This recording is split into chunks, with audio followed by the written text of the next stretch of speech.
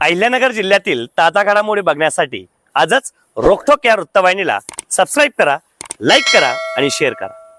प्रेमाचे व लग्नाचे आमिष दाखवून अल्पवयीन मुलीला फूस लावून पळवून नेण्याच्या प्रकरणाचा कोपरगाव तालुका पोलिसांनी ऑपरेशन मुस्कान अंतर्गत छडा लावला। पोलिसांनी मुलीची पिंपळगाव बसवंत परिसरातून सुखरूप सुटका केली। या प्रकरणी मुख्य आरोपी मयूर विठ्ठल पवार वय 20 याच्यासह त्याला मदत केल्याच्या आरोपावरून त्याची आई ललिता विठ्ठल पवार वय 38 आणि मावशी छाया पांडुरंग निकम वय 40 यांना अटक करण्यात आली आहे। अल्पवयीन मुलगी 30 एप्रिल 2026 रोजी घरातून निघून गेल्यानंतर तिच्या आई वडिलांनी पोलिसांत तक्रार दाखल केली होती। पोलिसांनी तांत्रिक माहिती व उपलब्ध पुराव्यांच्या आधारे तपास सुरू केला। तपासात मयूर पवार यांनी प्रेम व लग्नाचे आमिष दाखवून मुलीला पळवून नेल्याचे समोर आले। पोलिसांनी कारवाई करून मुलीचा शोध घेतला।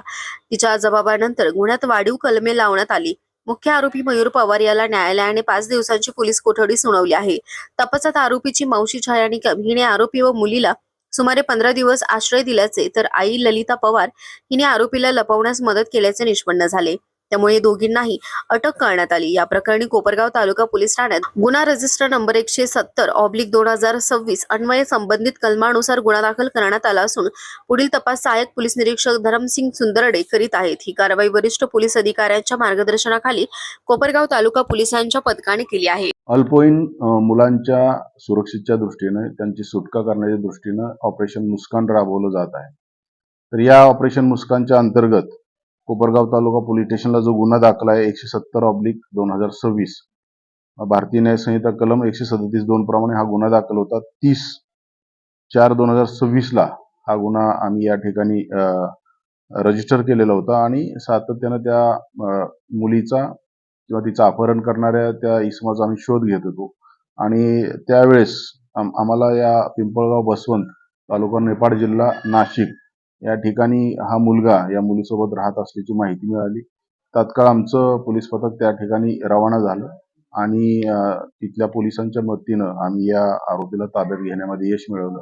मुलीकडे अधिक चौकशी केली असता त्याच्यामध्ये भारतीय न्याय संहिता कलम 64(1)87 आणि त्याच्यासह पोक्सो ऍक्ट प्रमाणे याच्यामध्ये कलमाची वाढ केली।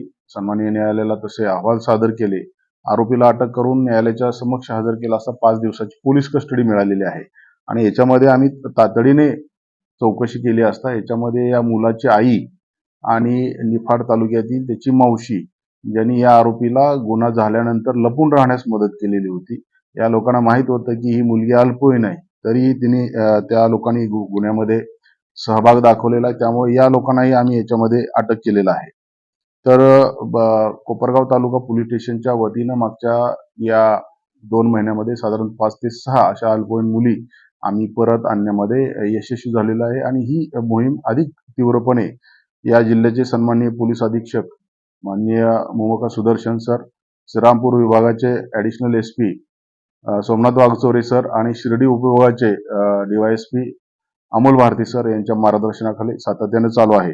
सदरचा हा जो गुन्हा उघडकीस आणण्यामध्ये आणि पुढील चौकशीमध्ये या पोलीस स्टेशनचे सहाय्यक पोलीस निरीक्षक श्री सुंदरडे साहेब, पोलीस हवालदार दहिपळे, पोलीस अंमलदार Tamnar, Rahane madam, police constable Amol Ghanwat यांनी अतिशय मोलाची कामगिरी बजावलेली आहे।